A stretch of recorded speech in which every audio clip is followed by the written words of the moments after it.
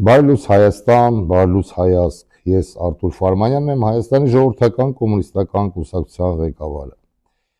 Ձեր բարեկամներ, ճիշտն ասած այսօր մի քիչ բարկացած եմ, ինչի համար, երեք նայելով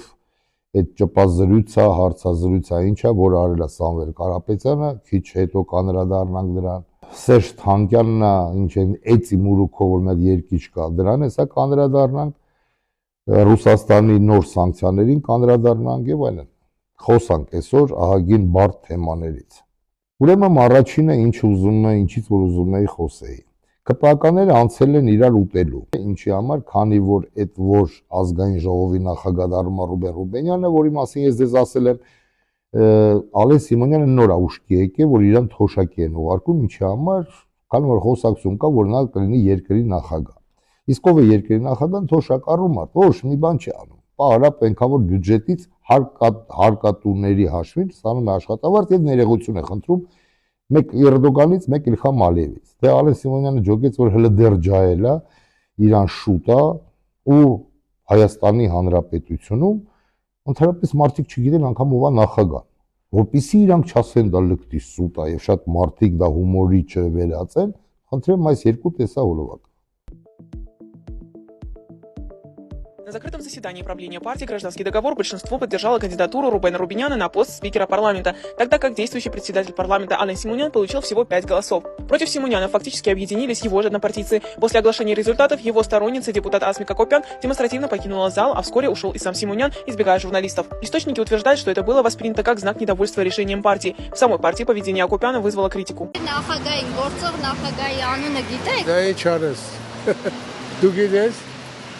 Դու գիտես, ինչքան գիտեմ Ռոբերտ Քոչարյան։ Ռոբերտ Քոչարյան, չի։ Այս պահին մեր նախագահյանը Ռոբերտ Քոչարյանը։ Նախագահն ինքը չի։ Չէ, ով է։ Ինքը ուզում է դառնալ, բայց ինքը։ Բա ով է մեր նախագահն։ Մեր նախագահը չգիտես։ Ով ասել է։ Դու գիտեք ով է մեր նախագահը։ Կարարի քեզ էլ մոռացա։ Գիտեմ, ես դեմքն եմ հիշում։ Տղամարդը թեկին։ Լրիվ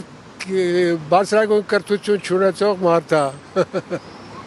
Տղամարդը թեկին մեր այսօրվա նախագահը։ Այ քեզ բան արա։ Ո՞նց է։ Այդ որ բանականում պետք է թռնում է, ես մեծ մարդ եմ 90 տարեկան։ Բայց շատ լավ գիտեմ։ Դա քեզ է։ Հիշի։ Ո՞վ է։ Մեր նախագահն ո՞վ է։ Տեսակ ինքներդ վերլուծեք, մեկնաբանեք, քննադատեք, քննարկեք, ու ինչ ուզում եք արեք։ Ես ցույց տվեցի, դուք տեսաք։ Հիմա սիրելի բարեկամներ, մեր հայրենակիցներից մի քանի մարդ գրել է, որ ընկեր Ֆարմանյան, բայց երբ հասել Նիկոլ Փաշինյանը, որ նա հանդիպելու է Վլադիմիր Պուտինի հետ, միգուցե դա եղել է շատ շուտ, հետո հանդիպել են։ Չէ, սիրելի բարեկամներ, դուք գիտեք, որ Հայաստանի ժողովրդական կոմունիստական կուսակցության դիրքորոշումը հետևյալն է՝ խոսել փաստերով, եւ եթե մի բանի վրա անգամ կա 0.1% կասկածան, մենք դա չենք բարձրաձայնում։ Մեր ֆիշկեն հենց դրա մեջ է։ Իսկ ձեր զուլալ խաթեր համար, խնդրեմ, մեկ անգամ եւս երկու տեսահոլովակ, ինչ ասե, երբ ասե ու հետո ինչ է ասում։ Խնդրեմ։ Ինչ վերաբերվում է տետատետ հանդիպմանը, մենք արդեն պայմանավորվել ենք մեր հետագա հանդիպումների մասին եւ մեր միջոցառումների մասին, բարձր մակարդակով հանդիպում ենք պայմանավորվել, այդ թվում հունիսի երկրորդ կեսին։ Որ ընտրություններից կարճ ժամանակ անց հանդիպելու եք Ռուսաստանի նախագահի հետ, հունիսի 1-ին եք նման հայտարարություն արել, բայց արդեն ավարտվեց ամիսը, այդ հանդիպումը լինելու է թե ոչ, եւ եթե կար նախատեսված հանդիպում, որ կողմի նախաձեռնությամբ չեղարկվեց։ Նախատեսված հանդիպում չի եղել եւ երկրների ղեկավարների հանդիպումների կարճ ժամանակ ասած ինքը մի շաբաթ մի օր չի։ Այսինքն առաջիկայում կլինեն շփումներ, չի եղել նշանակված։ Ձեր հայտարարությամբ պետք է ընտրություններից մոտ 1 շաբաթ հետո լիներ, ասել եք հունիսի երկրորդ կեսին։ Չէ, դա ուրիշ թեմայի մասին է եղել եւ դա համենայն դեպս առաջիկայում կլինի համոզված։ Տեսակ, սիրելի բարեկամներ, ոչ մի ավել նորթություն, ոչ մի ավել բան։ որ այս մարդը սուտ է խոսում, ախր ցավները տանեմ, արդեն պիտի հասկանաք, ինքը բազմաթիվ անգամ ասել է, ով ես դες բան եմ ասել, ես դες բան չեմ ասել, դա լկտի սուտ։ Տեսակ, հիմա ինչի համար եմ բարկացած եւ վրդոված։ Խնդրեմ տեսնենք այս տեսահոլովակները, որը որ ճպազրուցա, ինչը արել են Սամվել Կարապետյանի հետ 3, խնդրեմ։ Քանի որ դուք համախմբան կոչ արեցիք եւ միայն Ռոբերտ Քոչարյանն է, որ ողջունեց, մյուս ուժերը դեռևս լռում են եւ նշում են, որ սպասում են ձեր ճանապարհային քարտեզին։ Դուք ունեք Նիկոլ Փաշինյանին իշխանությունից հեռացնելու ճանապարհային քարտեզ եւ որն է դա։ Բայց դուք ճիշտ չեք, որ մենակ Ռոբերտ Քոչարյանն է ողջունել, շատերը արձագանքել են, նույնիսկ Փաշինյանն արձագանքել, որ միանում է, դուք երևի տեսաք ազգային ժողովի ամբիոնից, այսինքն Փաշինյան մարդը արձագանքել է, հիմա Ընդդիմադիրներն էր բայց ձեր կոչը ուղղված, ընդդիմադիրներից ով է արձագանքել ձեր կոչին։ ինձ թվում է շուտով Փաշինյանն էլ է դառնալու իրեն ընդդիմադիր։ Դուք կոնկրետ պարոն Կարապետյան, կոնկրետ որ ուժերն են աջակցում ձեր առաջարկին չնշեցիք։ Շատ ուժեր են, Ովքեր բացի Քոչարյանից հրապարակային ու շատ ուժեր են, դուք դա կտեսնեք, երբ առաջի հավաքը կլինի։ Պարոն Կարապետյան, լիդերների, իսկ Պարոն Կարապետյան, հետևում դուք պետք է կազմակերպեք որպես ամենաշատ ձայներ ստացած ուժ, առաջնային ուժ։ Իհարկե մենք ենք կազմակերպելու Քոչարյանը իր դաշինքով ընդդիմության առաջնորդ է, ես մեր դաշինքի ընդդիմության առաջնորդն եմ։ Դրա համար մենք կիսելու ոչ մի բան չունենք։ Այսինքն այդպես եք պատրաստվում գնել ազգային։ Այսինքն երբ որոշենք մտնենք ազգային ժողով, դուք դրա Այսինքն մասին ամեն դեպքում կիմանաք։ մտնելու եք ազգային ժողով որպես ընդդիմություն։ Դե ես ասեցի, հիմա որոշում չկա, կան հետագա քայլեր, մենք կգնահատենք, ամենակարևորը, որ ճանապարհը արագ հնարավորություն տվեց արագ հեռացնել Փաշինյանին, մենք այդ ճանապարհը ընտրելու ենք։ Եթե մենք ոչ մի բան չանենք, Նիկոլ Փաշինյանը ինքը իրան հեռացնելու է։ Որտեղ իր մոտ ամեն օր լինելու են ձախողումներ եւ հայ ժողովուրդը ամեն օր տեսնելու է դա ու իր գնահատականը տալու է։ Չէ՞ օրս եղել են, այսինքն ընտրություններից հետո ինչ ձախողում է եղել օրինակ հունիսի 7-ի ընտրություններից հետո ինչ եղել։ Ինչ ազգային ժողովի ձևավորումը հարկերը հաջորդ օրը բարձրացեցին։ Կարող եք ուսումնասիրել ինչպես է աշխատում իրենց խոստացած բժշկական այդ ապահովագրությունը։ Ասում շատ լավ է աշխատում։ Ուսումնասիրեք, դուք լրագրողներ եք, ուսումնասիրեք։ Տեսնում եք ինքներդ, սիրելի բարեկամներ, այսինքն վերլուծելով ասածը Սամվել Կարապետյանի, ես հասկանում եմ նա, որ նա կնիք է դնում Նիկոլ Փաշինյանի ասածի վրա։ Ինչ է ասում, ասում է մի հատ ընդդիմադիր ուժի լիդեր Ռոբերտ Քոչարյանն է, մի հատ ընդդիմադիր ուժի լիդեր ես եմ։ Այսինքն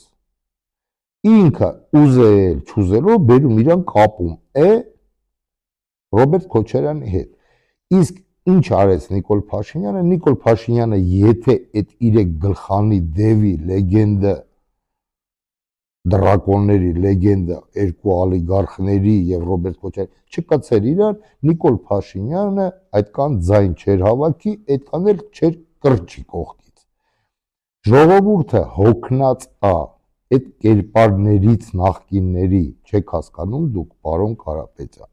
Ես հասկանում եմ, որ դուք բիզնեսի մարդ եք, դուք քաղաքականությունից կիլոմետրերով հեռու եք, բայց այդքան լոգիկա աշխատացնում եք։ Մարդը այսօր քաղաքական իմաստով չի կանգնում Ռոբերտ Քոչարյանի կողքը, որ չկեղտոտվի։ Հիմա ասում եմ մի հատ լիդերին, մի հատ էս, բա մնացածը։ Այդ ոնց ալում, որ պարոն Կարապետյան, ես չեմ ուզում հիմա անդրադառնամ ձեր թիմակիցներին, ես չեմ ուզում ասեմ ով որտեղ աշխատե, ինչ ում տակ աշխատե, ում թևի տակ աշխատե, որ դուք զբորնի կոմանդ եք հավաքել, դրա մասին գաղտնիք չի, բոլորը գիտեն եւ ԿՊ-ն դրա համար ձեզ գմպացնում է օրական։ Հիմա ընդդիմություն դուք կարծում եք չկա։ Հայաստանի Հանրապետությունում մաքուր ընդդիմություն չկա ձեր գաղափարով։ Դուք այդ մաքուր ընդդիմությանը դիմեք եւ ոչ թե մենակ դիմեք, այլ խնդրեք, որ նրանք գան եւ ձեզ աջակցեն։ Ուղղակի այդ ընդդիմությունը, պարոն Կարապետյան, ձեր չափ փող չունի։ թե չէ նրանք ձեզանից էլ նվիրված են Հայաստանի Հանրապետությանը, ձեզանից լավ էլ գիտեն Հայաստանի Հանրապետությունը եւ ձեզանից շատ սրտացավանքով են ապրում Հայաստանի Հանրապետության վերաբերյալ։ Իսկ եթե դուք որոշել եք գնաք այն ճանապարհներով, որ նախկինում իշքան զարթ ու զիբիլ կա, հավաքեք, սարքեք միթոմ ընդդիմություն, ապա ես ձեզ ուզում եմ ասեմ, որ դուք շատ շուտ դրանու կզղջաք, քանի որ դա մեծ սխալ է ձեր կողմից։ Ազգը ուզում է տեսնել մաքուր մարդու։ Ազգը 35 տարվա մեջ այդ փորձանքներին բոլորին տեսել է եւ ձեզանից եւ ինձանից լավ է գիտակցում, թե ով է։ Հիմա դնելով նախկիններին սրբացնելով, դրանով դուք հեռու չեք գնա։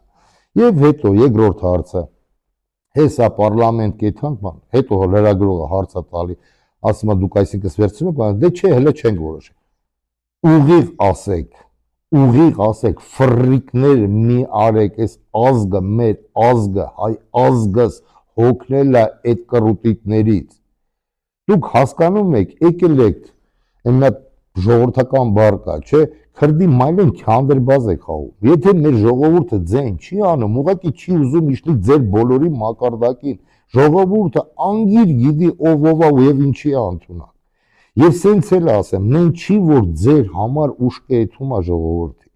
Ուղղակի դուք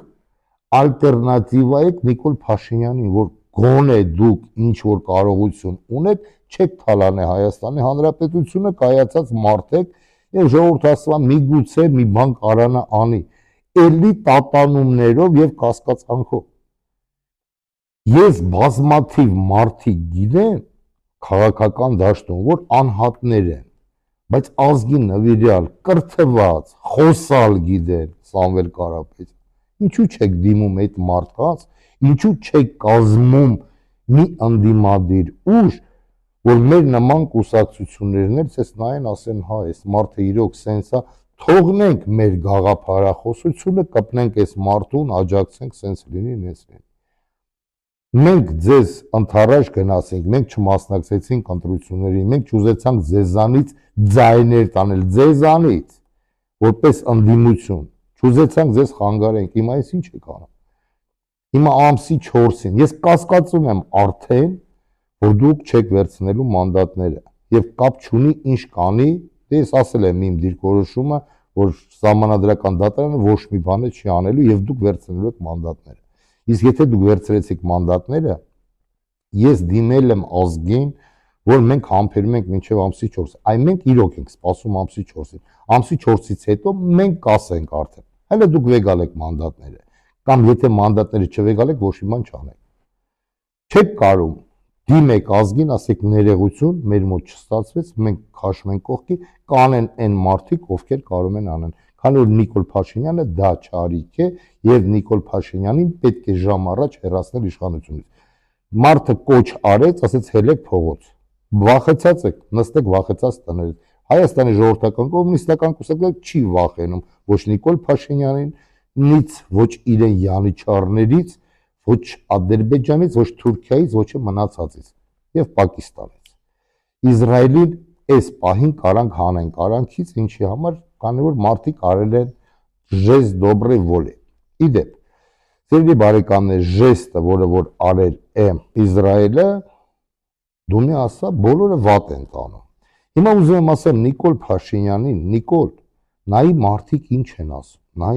նայի ում հետ են համոզում, սիրելի բարեկամներ, խնդրեմ այս տեսահոլովակը։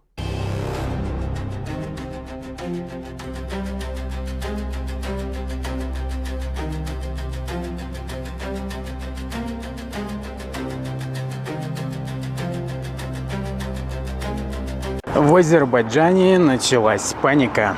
С чем связана ихняя паника? Израиль на государственном уровне объявил о начале процесса признания геноцида армян в Османской империи 1915 года. Конечно, они должны были это еще очень давно сделать, но лучше поздно, чем никогда.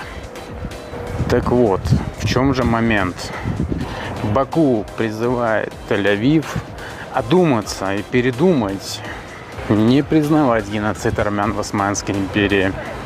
Этому решению против выступают президент Турции Эрдоган,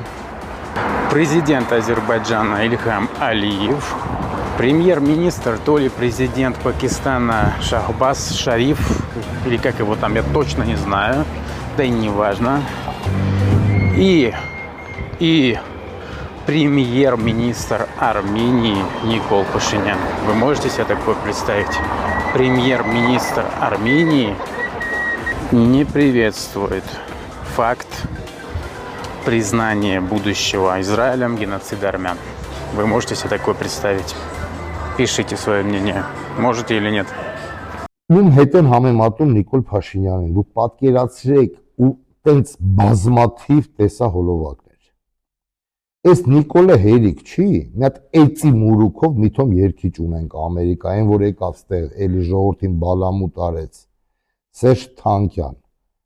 Այդ թսանը կներեք բառես համար, հələ տեսեք էսի ուրանգ է, խնդրեմ այս տեսահոլովակ։ Սերժ Թանկյանը քննադատել է Իսրայելի կառավարությանը։ System of a Down խմբի առաջատար Սերժ Թանկյանը կոշտ է արձագանքել Իսրայելի որոշմանը, պաշտոնապես ճանաչել 1915 թվականի հայոց ցեղասպանությունը։ Երաժիշտը իր սոցիալական ցանցերի էջերում տեսաուղերձ է տեղադրել, մեղադրելով Իսրայելի կառավարությանը ցինիկ քաղաքական երեսպաշտության մեջ։ Թանկյանը նշել է. տարիներ շարունակ Իսրայելի կառավարությունը օգտագործել է AIPAC-ը ԱՄՆ կոնգրեսում լոբինգ անելու համար, խանգարելով կոնգրեսին պաշտոնապես ճանաչել հայոց ցեղասպանությունը։ Թուրքիայի հետ իր հարաբերությունների, հետախուզական համագործակցության եւ այլ բաների պատճառով։ Կառավարությունը, որը արդեն ցեղասպանություն է գործել Գազայում եւ Լիբանանում, որոշել է ճանաչել իմ նախնիների ցեղասպանությունը։ Ամենանողկալի բանն էր, որ կարող էր անել հայերի հետ, շահագործելով մեր պատմությունը, մեր ցեղասպանությունը, մեր ցավը իր քաղաքական շահի համար։ Գնացեք գրողի ծոցը, ասել է Թանկյանը։ Սերժիկ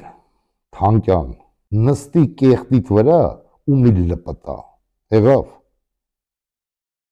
Ըսկի քո ռոժին նայող այդ մարդ կասի, որ դու հայ չես, դու լրիվ հայ չես ախր։ Այն խատաբի, մատաբի դեմքերով ուռոդի մեկն ես։ Այդ ինչ ես անում արա։ Այդ ինչի ես դու լպստացնում, լպտում ըտե դեմ Հայաստանի Հանրապետության։ Հասկացանք Նիկոլը ընկերտա։ Դու պատասխան կտաս վաղը այս երկրի համար, գնացեք քո համար թինգը տվե ապրում ես, այդտեղ քո երկրում ապրի, վնդեի գործակալ ես, ինչ ես, մեզի չի հետաքրքրում։ Իդեպ ես ասեմ, եթե մենք եկանք իշխանության, ծմա մենակ դու չէ, քո ցեղից սաղ բոլորի մուտքը Հայաստանի Հանրապետություն փակվելու է։ Մուտքը, դու կյանքում Հայաստանի երես չեք տենալու բոլորդ։ Սիրելի բարեկամներ, ինչի համար եմ ասում։ Հիմա տեսնենք այս տեսահոլովակը, իշխանությունները, որ ասում են, լկտի սուտա, ինչ Ադրբեջան, ինչ թուրք, բան, ԱԾ-ի տվյալները, ուրեմն Հայաստանի Հանրապետություն այս տարի այցելել են, գիտեք ինչքան, 44,000 ադրբեջանցի, 44,000 ադրբեջանցի և 8,000 թուրք։ Որքան են գնացել, որքանն են մնացել, կուրսի չեն։ Եվ ԱԾ-ն ասում է, որ իրենք չգիտեն ինչ ազգություն է, ուղղակի այդ մարդիկ են, որպեսզի չասեն լեկտիսուտը, խնդրեմ այս տեսահոլովակը։ С начала года в Армению въехали более 44 тысяч граждан Азербайджана и свыше 8 тысяч граждан Турции. Эти данные службы национальной безопасности Армении. При этом в СНБ уточнили, что статистика учитывает гражданство въезжающих, но не содержит информацию об их национальности. Տեսակ, սիրելի բարեկամներ, 44,000 ադրբեջանցի, հանգիստ, եկե և գնացել են, հիմա հարց, քանի հայ է գնացել Ադրբեջան և հետ եկե կամ մնացել։ Ֆանտազիան թողում եմ ձեզ։ Ինչ է անում կառավարությունը։ Կառավարությունը այս ընտրություններով զգում է, որ տխուր է վիճակը։ Այն մեր հայրենակիցները, ովքեր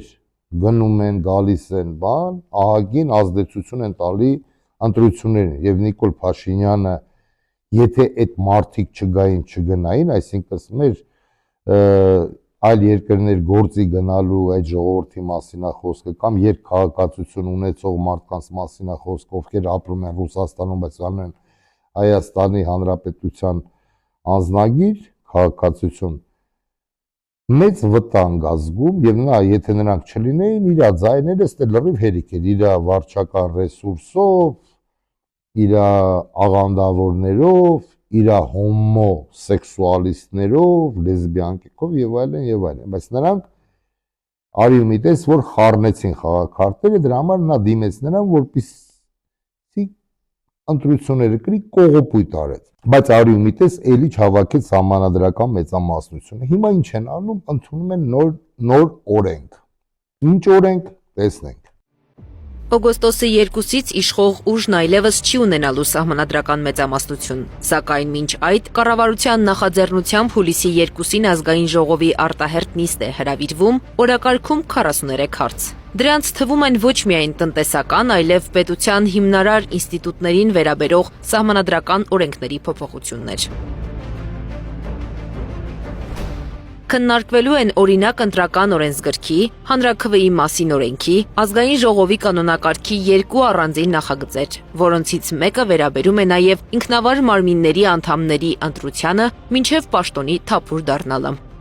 ՔՊԱ-ական 4 պատգամավոր նախագիծ են ներկայացրել Հայաստանի Հանրապետության ընտրական օրենսգիր սահմանադրական օրենքում լրացումներ կատարելու մասին։ Ըստ այդ նախագծի, Հանրապետությունից մոտ 160 օր բացակայելու դեպքում Հայաստանի քաղաքացին զրկվում է ընտրելու իրավունքից։ Մանրամասնում է Այսինքն այս մարդիկ ինչ է կատարում, սիրելի բարեկամներ։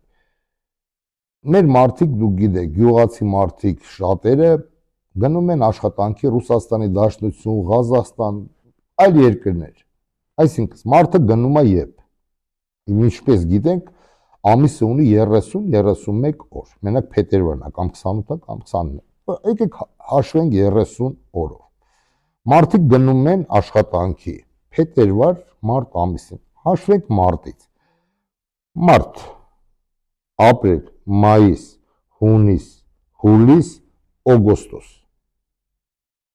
օգոստոս, բայց ընդհանրապես մարդիկ մնում են մինչև նոյեմբեր, սեպտեմբեր, հոկտեմբեր, 8 ամիս, 8 անգամ 3 ինչ անում, 240 օր, ճիշտ է, 160 օր բացակայում ես հանրապետությունը, դու ձայնի իրավունք չունես, ինչ է դա նշանակում, նշանակում է, որ նա թողում է իր վարչական ռեսուրսը և այն մարդիկ, ովքեր գիպնոզացրել են, ծմա մնա ու վայելի, վաղը Նիկոլը կդառնա Պողոս, Պողոսը կդառնա Սիմոն, բայց քանդիր պետություն կուսակցությունը հավերժ կմնա իշխանության, ունենալով այդ իրենց փոքրիկ ռեսուրսը։ Տենում եք ինչ են անում սրանք, ոնց են ցես կապե ու փոք չեն գալի։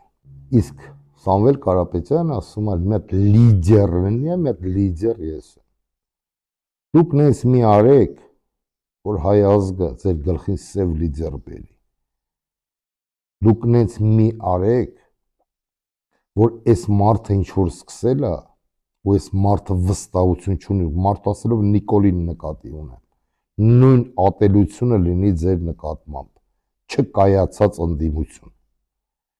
Հիմա սիրելի բարեկամներ, Ռուսաստանն է, որ ասում է Զակրուչվեյթ գայքի։ Այս ինչ որ հիմա Ռուսաստանում դե գյուղմթերքը, մյուսը այդ արգելավումները դրած կողքի, հիմա Հայաստանի Հանրապետության քաղաքացին մեծ դիսկոմֆորտ է ապրելու Ռուսաստանի Դաշնությունում։ Ես հիմա կտեղադրեմ տեսահոլովակները, ով ասե, ինչ ասե, մտածեք ինքներդ եւ դիմում եմ մեր Ռուսաստանի Դաշնությունում գտնվող հայրենակիցներին։ Սիրելի հայրենակիցներ, զգուշ եղեք, կարդացեք օրենքը Ռուսաստանի Դաշնության, որը որ ժամ առ ժամ ավելացնում են, որպեսզի վատ դրության մեջ դուք չգտնվեք։ Խնդրեմ տեսահոլովակները։ Հուլիսի 1-ից Ռուսաստան առանց վիզայի մուտք գործող օտարերկրյա քաղաքացիների, այդ թվում ՀՀ քաղաքացիների համար ուժի մեջ է մտել նոր կարգ։ Այժմ նրանք նախքան մեկնելը պետք է նախապես գրանցվեն RU-ID բջջային հավելվածի միջոցով։ Մուտքի հայտը պետք է ներկայացնել ոչ շուտ, քան 90 օր եւ ոչ ուշ, քան 72 ժամ մինչեւ սահմանը հատելը։ Եթե առկա են արտակարգ հանգամանքներ, օրինակ մերձավոր ազգականի մահ կամ ծանր հիվանդություն, հայտը կարելի է ներկայացնել նույնիսկ մինչև մուտքից 4 ժամ առաջ։ Գրանցման ընթացքում անհրաժեշտ է նշել անձնագրային տվյալները, ներկայացնել լուսանկար, նշել այցի նպատակը, նախատեսվող մուտքի եւ ելքի ամսաթվերը, իսկ որոշ դեպքերում նաեւ ձայնային նմուշ, նախնական կենսաչափական նույնականացման նպատակով։ Սահմանը հատելիս նախկինի պես կարող են իրականացվել նաեւ կենսաչափական ստուգումներ, լուսանկարահանում եւ մատնահետքերի վերցնում։ Նոր կարգը չի տարածվում Բելարուսի քաղաքացիների, մինչև 6 տարեկան երեխաների,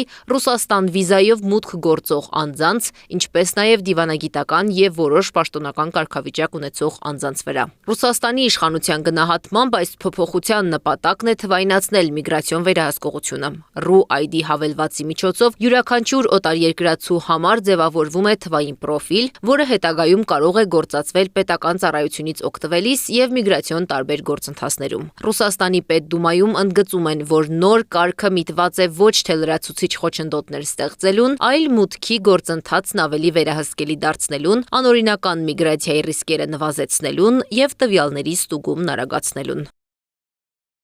Ինչ գին կվճարի Հայաստանի քաղաքացին Ռուսաստանում աշխատելու, ապրելու եւ սովորելու համար։ Վերջերս Ռուսաստանի Պետդուման միգրանտների համար պետական տուրքերի բարձրացման մասին նոր օրենք է ընդունել, որը օրերս ստորագրել է Ռուսաստանի նախագահ Վլադիմիր Պուտինը։ Օրենքով նախատեսվում է տուրքերի զգալի բարձրացում։ Ռուսաստանի քաղաքացիության ձևակերպման համար պետական տուրքը բարձրացել է գրեթե 12 անգամ, նախկին 4200-ից դառնալով 50,000 ռուբլի։ Ժամանակավոր կացության թույլտվության ձևակերպման տուրքը մոտ 8 անգամ է թանկացել, 1920-ից դառնալով 15,000 ռուբլի, իսկ մշտական կացության վկայականի ՎՆԺ ձևակերպման համար քաղաքացին նախկին 6,000 ռուբլու փոխարեն այժմ պետք է վճարի 30,000 ռուբլի։ Ավելացել է նաև միգրանտներին աշխատանքի ներգրավելու թույլտվությունների տրամադրման տուրքի չափը հասնելով մինչև 15,000 ռուբլու յուրաքանչյուր օտարերկրյա մասնագետի համար։ Ավելի կոշտ եւ նույնիսկ վտանգավոր հայտարարություն է արել Ռուսաստանի Պետդումայի փոխնախագահ Պյոտր Տոլստոյը։ Նա հայտարարել է, որ Հայաստանի քաղաքացիների համար գործող միգրացիոն արտոնությունները կարող են վերանայվել կամ նույնիսկ չեղյալ համարվել։